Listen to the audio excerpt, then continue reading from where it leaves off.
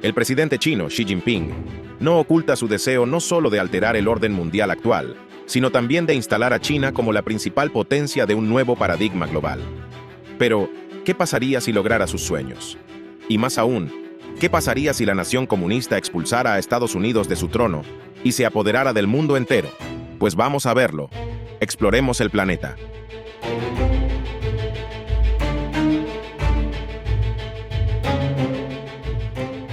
Xi se ha centrado en modernizar masivamente China durante los últimos 30 años, transformándola de una nación aislada y asolada por la pobreza en un engranaje clave en el panorama geopolítico global. Económica y militarmente, China es uno de los líderes del grupo global, y aunque esa fuerza no la ha llevado a convertirse en el país dominante del mundo, está socavando lentamente la hegemonía occidental que Xi desea derrumbar. Así que la perspectiva de un mundo liderado por China en el futuro no es especialmente descabellada. Pero ¿qué pasa con un mundo que sea todo China? En otras palabras, ¿cómo sería la vida si no hubiera otras naciones y China controlara cada pedacito de tierra y agua del planeta? Empecemos con la gobernanza de inmediato. Muchos de los países que ahora tienen que adaptarse al liderazgo chino ven un cambio radical en su forma de gobernarse. Esto se debe a que China es una nación comunista y lo ha sido desde 1949, cuando Mao Zedong tomó el control y estableció lo que hoy conocemos como la República Popular China. Hoy, el presidente Xi está a la cabeza del Partido Comunista Chino, o PCC. China en sí es un estado de partido único sin otros grupos políticos que se opongan al PCC y su gobierno. La gran mayoría de los países del mundo verían así un cambio radical en su forma de gobernarse. Ya no habría más elección entre partidos, y los 8.500 millones de habitantes del mundo se verían obligados a aceptar que solo tienen un gobernante. Sin embargo, el concepto de voto no desaparece por completo. El artículo 34 de la Constitución del país lo deja claro.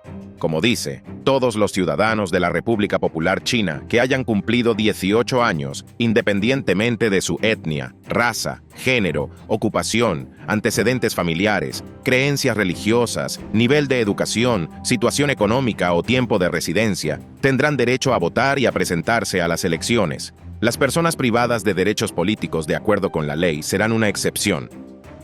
¿Cómo puede ser posible eso si no se permite que haya partidos que se opongan al PCC en esta nueva China mundial? ¿Cómo se podría votar? La respuesta está en cómo se organiza el PCC. Aunque Xi Jinping es el presidente de China, su verdadero poder proviene de su posición como secretario general del PCC. Ese partido tiene más de 89 millones de miembros solo en China, lo que significa que una gran parte de sus 420 millones de habitantes son parte del PCC. Eso nos da la oportunidad de hacer algunos cálculos rápidos. Dividiendo 8.500 millones por 1.420 millones, nos da aproximadamente 5.78. Por lo tanto, el nuevo PCC global sería 5.78 veces más grande de lo que es ahora, alcanzando una membresía de alrededor de 514 millones de personas. Eso significa que aproximadamente una 16ª parte de la población mundial estaría en la cama con un PCC. Si el mundo entero fuera China, lo que quizás ofrezca una pista de cómo el PCC ha estado en el poder durante tanto tiempo. Hablando de poder, volvamos a la estructura del PCC.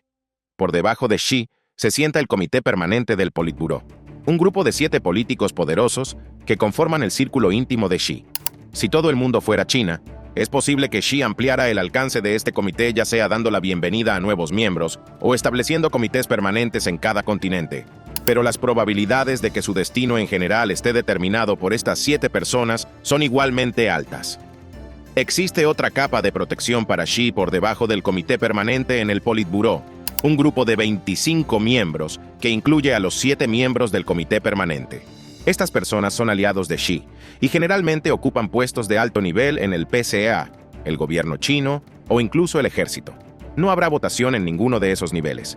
El siguiente es el Congreso Nacional Popular, un colectivo de 3.000 delegados responsables de redactar las leyes de China. Este Congreso tiene 5 niveles, comenzando con el nivel provincial antes de descender a los niveles cuasi provinciales de prefectura, condado y municipio.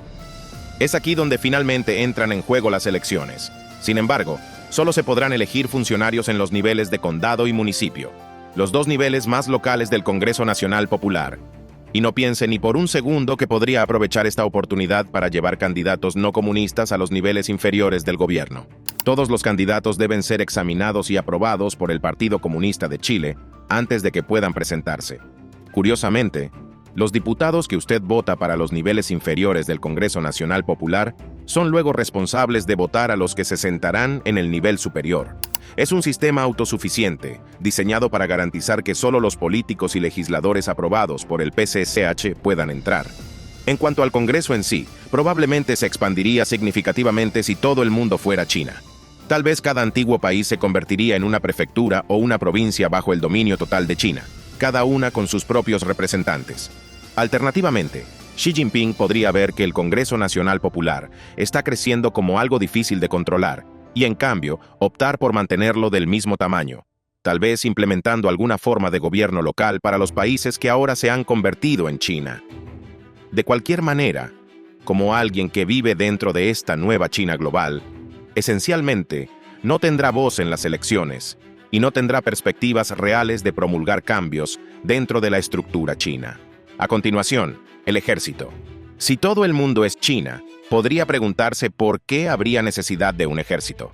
No debería haber guerras que luchar, ya que no hay otros países, pero en este escenario, China se ha apoderado esencialmente del mundo y, aunque ha eliminado el concepto de países, no puede erradicar por completo las culturas de esos países ni deshacerse del deseo de los pueblos de liberarse del yugo del PCQ. Por lo tanto, el ejército seguiría siendo una fuerza para defender a China, pero tendría un enfoque interno, y probablemente se utilizaría para hacer frente a los movimientos insurgentes y mantener a raya a la población, en particular a los rebeldes que quieren restaurar sus antiguos países. Es probable que cada antiguo país tenga su propia rama del ejército, lo que conduciría a una expansión masiva de lo que ya es uno de los ejércitos más fuertes del mundo. Centrémonos en la mano de obra. Actualmente, China tiene un personal militar estimado de 2.54 millones, que incluye alrededor de 2.035.000 soldados activos y 510.000 reservistas. Si tomamos nuestra proporción anterior, cuando señalamos que el PCCH se expandiría 5.78 veces, podemos suponer que el ejército chino crece hasta abarcar alrededor de 14.7 millones de personas, el ejército más grande que haya existido jamás. Este ejército se distribuiría en función de la superficie terrestre y los centros de población. Por ejemplo, la India tiene una población similar a la de China en este momento, lo que significa que probablemente tendría un ejército de alrededor de 3 millones de personas. Rusia y los Estados Unidos también tendrían grandes ejércitos que podrían estacionarse en las muchas bases que ambos países han establecido para sus países. Afortunadamente para usted, el ejército chino no recluta a la gente. Al menos no lo hace cuando no se trata de una guerra. Si los problemas localizados requieren el uso de la fuerza militar para superarlos, la Comisión Militar Central de China no podría imponer sus regulaciones sobre el trabajo de reclutamiento. Estas regulaciones esencialmente le dan al ejército carta blanca para ajustar los requisitos de reclutamiento a voluntad y dependiendo de la situación que enfrente. Entonces, si un ejército rebelde comienza a ganar fuerza en los antiguos Estados Unidos, existe la posibilidad de que China pueda promulgar el reclutamiento forzoso en esa región para reforzar al ejército local y así poder sofocar rápidamente un levantamiento. Todo sería una cuestión de control. El ejército chino global existe para garantizar que todo el mundo siga siendo chino. Hay otro problema. Una vez que estás en este nuevo ejército chino, es muy difícil salir. En diciembre de 2019, CNN publicó un artículo que perfilaba a un ex soldado chino llamado Zhang Mukung, un estudiante universitario en la provincia de Hainan. Anteriormente había servido en el Ejército Popular de Liberación hasta que le dijo al gobierno chino que quería irse. Tal vez fue un error, ya que se le impusieron castigos uno tras otro. Zhang recibió varias sanciones, empezando por una prohibición de viajar al extranjero durante 2 años. Eso no sería un problema si el mundo entero fuera China, porque el concepto de viajes internacionales ya no existiría, pero China ya lo tiene cubierto.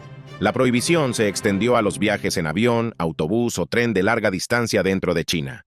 Así que alguien que abandona el ejército está esencialmente confinado en su ubicación actual durante el tiempo que decida el gobierno chino. Los castigos siguieron llegando. A Zhang también se le prohibió comprar bienes raíces, inscribirse en la universidad o la escuela, iniciar un negocio o contratar seguros y préstamos. Básicamente, le quitaron todo lo que podría ayudarlo a llevar una vida normal fuera del ejército. También hubo sanciones económicas, una multa de 4.000 además de perder el reembolso de $3.750 en costos incurridos para su entrenamiento, pruebas y alojamiento durante su corto tiempo como soldado. También sería avergonzado públicamente en las redes sociales y la televisión por lo que China esencialmente ve como una deserción de sus deberes. Y nunca podrá desempeñar ningún cargo gubernamental por el resto de su vida. Si bien CNN señala que este nivel de castigo es poco común, o al menos lo fue en 2019, ofrece una idea de cómo sería tu vida si ingresaras al nuevo ejército global chino. Será mejor que aguantes durante el tiempo que sea tu mandato, o tu vida fuera del ejército podría arruinarse. Es decir, suponiendo que tengas mucha vida para disfrutarla. Lo que nos lleva a nuestro siguiente tema, la riqueza. Específicamente, la distribución de la riqueza y cómo eso afectaría tu vida ahora que eres parte de la China global. Curiosamente, cualquier suposición de que te verán obligado a adoptar un estilo de vida comunista, en el que la sociedad es relativamente igualitaria en todos los ámbitos y todos trabajan por un bien colectivo, es errónea. Ese es el sistema que China tenía vigente hasta aproximadamente 1978, según el Centro de la Universidad de Stanford sobre la economía y las instituciones de China. Desde entonces, el país se ha transformado para seguir algo más parecido a un modelo capitalista. Todavía hay un elemento de propiedad estatal en la distribución de la riqueza. Stanford afirma que aproximadamente el 30% de la riqueza total de China es propiedad del Estado, lo que es muy diferente de la situación en los Estados Unidos, donde el 0% de la riqueza es propiedad del Estado cuando se ajusta por la deuda.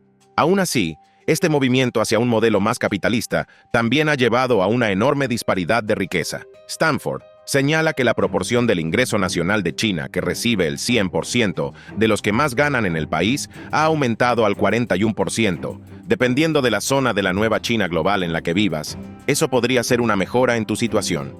En los Estados Unidos, por ejemplo, el 10% más rico obtiene el 45% de la riqueza, lo que significa que una China global puede parecer a primera vista mejor para el otro 90%. Sin embargo, Francia ve que el 32% de su riqueza va al 10% más rico, lo que significa que tendría problemas con una mayor disparidad de riqueza si todo el mundo fuera China. De todos modos, tal vez esto signifique que tu situación financiera no cambiará mucho cuando todo el mundo se convierta en China. Pero hay otros problemas. Como señala Statista, China no tiene un salario mínimo establecido, y una de las razones es que los salarios en el país varían enormemente en función de cuestiones como el puesto en la industria, el género y la región. La organización también señala que los estándares de salario mínimo en China, aunque han aumentado entre 2012 y 2022, siguen siendo mucho más bajos que en la mayoría de los países desarrollados. En última instancia, eso significa que el salario medio chino en 2022 fue de 11.492 yuanes, aproximadamente $15.7. Se trata de una disminución bastante importante en comparación con el salario medio anual estadounidense de $59.389, según la Oficina de Estadísticas Laborales de Estados Unidos. Por supuesto, también será más alto que el salario promedio en muchos países en desarrollo. Siguiendo con Statista, señala que el 19% de la población de China gana menos de $10.000 al año y la gran mayoría, el 65%, entra en ese grupo. Ese grupo probablemente incluye a millones de personas con un salario mucho más bajo que el promedio de Estados Unidos. Sin embargo, hay buenas noticias. El 14.5% de la población de China gana entre $100.000 millones al año y el 0.6% gana más de $1 millón al año. Entonces, ¿dónde te dejaría esto si todo el mundo fuera China?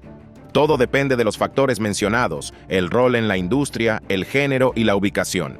En términos de industria y rol, vas a ganar más. Si trabajas en un sector en demanda como la tecnología y tienes un rol de gestión, eso es un hecho, y está en línea con lo que esperarías en la mayoría de los países. Son las cuestiones de género y ubicación las que podrían presentar los mayores problemas. Statista señala que la mayor parte de la riqueza de China se concentra en ciudades de alto rango. Cuanto más abajo esté la ciudad en la clasificación, más bajos serán sus ingresos. Las personas que viven en las antiguas Londres, Nueva York y París probablemente ganarán mucho más que las que viven en ciudades y municipios menores. Nuevamente, eso es bastante consistente con lo que vemos en la mayoría de los países desarrollados. La brecha de género podría tener un impacto aún mayor en los nuevos informes globales sobre China, que varían en cuanto a la gran brecha entre los salarios de hombres y mujeres en China. En 2015, un estudio publicado por la Universidad de Cornell señaló que las mujeres ganaban el 71.5% de lo que ganan los hombres cuando desempeñan funciones equivalentes. A partir de ahí, parece que la situación solo ha empeorado. Un estudio de 2024 publicado en la revista Plus One señala que el Foro Económico Mundial clasifica a los países en función de la igualdad salarial de género. En 2006, China ocupaba el puesto 57 del mundo, pero en 2020 estaba en el puesto 106 y la brecha salarial de género está aumentando. Todo esto se traduce en que probablemente obtengas menos de la riqueza disponible. Si el mundo entero es China, al menos no estarás en bancarrota total. Significa que deberías poder comer todos los días, ¿no? Tal vez, aunque nuevamente depende de dónde vivas en la nueva China global. El Programa Mundial de Alimentos, o PMA, señala que China tiene alrededor de 200 millones de agricultores accionistas que representan el 95% de la tierra cultivada del país. En otras palabras, su industria agrícola representa una séptima parte de la población, lo que significa que hay una buena probabilidad de que te encuentres trabajando en una granja si vives en un área donde la tierra es cultivable. Usando la cifra de 5.78 que discutimos antes, esto significa que 1.156 millones de personas se convertirán en agricultores accionistas bajo el nuevo gobierno chino global. Lamentablemente, no serás dueño de la tierra en la que cultivas tus cultivos. Los agricultores accionistas en China entregan los derechos de su tierra a grandes grupos cooperativos, colocándolos efectivamente en acuerdos de alquiler, basados en la tierra. A cambio, obtienen acciones en la cooperativa. Sin embargo, esas acciones pueden significar poco, dado que la falta de propiedad significa que el agricultor todavía no puede vender su tierra o usarla como garantía para obtener un préstamo. Si eres un agricultor accionista en la nueva China, lo más probable es que lo seas de por vida. Dejando de lado la agricultura, está el problema de la desnutrición que hay que considerar. Según el PMA, 150.8 millones de chinos están desnutridos por el impacto de esa desnutrición, lo que significa que el 9.4% de sus niños experimentaron retraso en el crecimiento. Si ajustamos esas cifras para tener en cuenta la población mundial, significa que 800.700.000 personas estarán desnutridas si todo el mundo es China. Se trata de un ligero aumento con respecto a las cifras más recientes de la Organización Mundial de la Salud, que dice que 828.000 millones de personas se vieron afectadas por el hambre en 2021. Como ciudadano de la China global, tienes alrededor de un 10% de posibilidades de vivir una vida en la que no tengas suficiente comida en tu plato. Podemos profundizar más en esto observando las cifras de consumo de calorías. Un estudio compilado por la Universidad de Oxford en 2023 que examinó las cifras de consumo de calorías de 185 naciones encontró que China se encuentra en el puesto 35 con 3.378 calorías consumidas diariamente por persona. Los países que están por encima incluyen Estados Unidos, con 3.686 calorías, e Irlanda, con 3.851 calorías. Otros países importantes que se encontrarán comiendo menos son Italia, Francia, Israel, Canadá, el Reino Unido y Rusia. Por supuesto, el hecho de que China se encuentre en el puesto 32 significa que alrededor de 150 naciones deberían ver en realidad aumentar sustancialmente su consumo calórico diario por persona. La República Centroafricana sería la mayor beneficiaria. Su consumo de calorías per cápita de 1.642 se duplicaría con creces. Por lo tanto, el mundo entero, siendo China, podría brindar algunas mejoras dietéticas a las naciones en desarrollo, suponiendo que quienes viven en los primeros países reciban el mismo trato que las personas que viven en China continental. También hay que considerar la situación del Agua.Worldometers, un grupo formado por un equipo de estadísticos globales. Afirma que China ocupa el segundo lugar en la lista en cuanto a la cantidad de personas que no tienen acceso a agua potable segura. Si multiplicamos esa cifra por 5.78 para obtener el desafío mundial del agua, la cifra total es de alrededor de 362 millones de personas en todo el mundo. En realidad, se trata de una mejora enorme con respecto a la situación mundial actual, en la que aproximadamente un tercio de las personas no tienen acceso a agua potable. La razón es que la cifra de aproximadamente 62.7 millones de China es algo engañosa, ya que el país tiene una de las mayores poblaciones del mundo en cuanto a la proporción de población que no puede acceder a agua potable.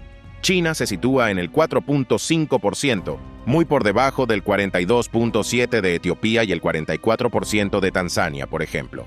Suponiendo que todo es igual, si el mundo entero fuera China en muchos países y lo que sería el antiguo continente africano, es probable que la situación del agua mejorara. Así que, en lo que se refiere a comida y agua, la situación es mixta. Es probable que la desnutrición aumente hasta el punto de afectar a unos 45 millones de personas más. Sin embargo, esto se ve contrarrestado por un mejor acceso al agua potable, ya que la falta de acceso solo afecta a alrededor de 1/20 parte de la población mundial, en lugar de 1/3. Por supuesto, eso supone que el gobierno chino global priorizaría garantizar el acceso igualitario al agua en todo su territorio. Por otra parte, lo que comemos también cambiaría si todo el mundo fuera China. El arroz y los fideos se convertirían en alimentos básicos de nuestra dieta hasta el punto de que los comeríamos prácticamente todos los días. Las verduras y las carnes se servirían normalmente con estos platos de arroz y fideos, normalmente en trozos del tamaño de un bocado que miden aproximadamente un puñado. Eso no significa que no habrá dulces. Las panaderías chinas suelen tener bollos y pasteles dulces. Esos bollos se pueden rellenar con todo tipo de deliciosos rellenos, como pasta de judías rojas, crema de coco y natillas de huevo. Es probable que estos panecillos se adapten a los gustos regionales y a los alimentos disponibles. Sin embargo, existe un problema con los alimentos en la nueva China global que aún no hemos abordado: la falsificación. El problema de los alimentos falsos es endémico en China. Esta etiqueta puede hacer referencia a varios tipos de problemas relacionados con los alimentos, incluidos productos falsificados envasados para parecerse a marcas más reputadas, así como alimentos que han sido alterados mediante la adición de productos químicos o productos que no deberían contener. China ha intentado combatir estas falsificaciones de alimentos, por lo que aprobó la Ley Nacional de Seguridad Alimentaria en 2009. Esa ley se aplicaría en toda China, pero la triste realidad es que simplemente no ofrece suficiente regulación para evitar que los alimentos falsificados ingresen al mercado. Por ejemplo, los medios de comunicación mundiales informan de que las autoridades chinas descubrieron 500.000 infracciones de seguridad alimentaria solo durante los primeros 9 meses de 2016. Estas infracciones iban desde restaurantes que reciclaban aceite de canaletas, aceite viejo que ya se había utilizado para cocinar, hasta productores de arroz que entregaban productos contaminados con metales pesados. Peor aún fue el escándalo de la fórmula infantil de 2000. Se descubrió que muchos productores chinos utilizaban una sustancia química llamada melamina en sus productos. Ese producto químico, que se utiliza en la producción de plástico, se añadió a las fórmulas infantiles en un esfuerzo por garantizar que pasaran los controles reglamentarios establecidos tras un escándalo similar en 2004. El enfoque funcionó. Para cuando los inspectores chinos se dieron cuenta del problema, alrededor de 300.000 bebés habían sido afectados por las fórmulas contaminadas. 6 de esos bebés murieron. Hay muchos más ejemplos. En diciembre de 2021, los funcionarios de aduanas incautaron alrededor de 100 bolsas de arroz de plástico falso en Nigeria, y los funcionarios afirmaron que creían que el arroz provenía de China. Una redada en enero de 2017 en un centro de producción de condimentos en Tianjin, que comprendía 50 pequeñas fábricas, puso fin a una empresa que generaba $14.5 millones al año vendiendo condimentos falsos. Todo esto se suma a un gran problema alimentario. Si el mundo entero fuera China, podrías encontrarte comiendo menos alimentos, hasta el punto de estar desnutrido, y nunca podrías estar seguro de que los alimentos que consumes sean legítimos. Las regulaciones necesarias simplemente no existen, pero entonces la falsificación se convertirá en una forma de vida en la China global. Como informó Daxu Consulting en 2023, el país es la capital mundial de la falsificación.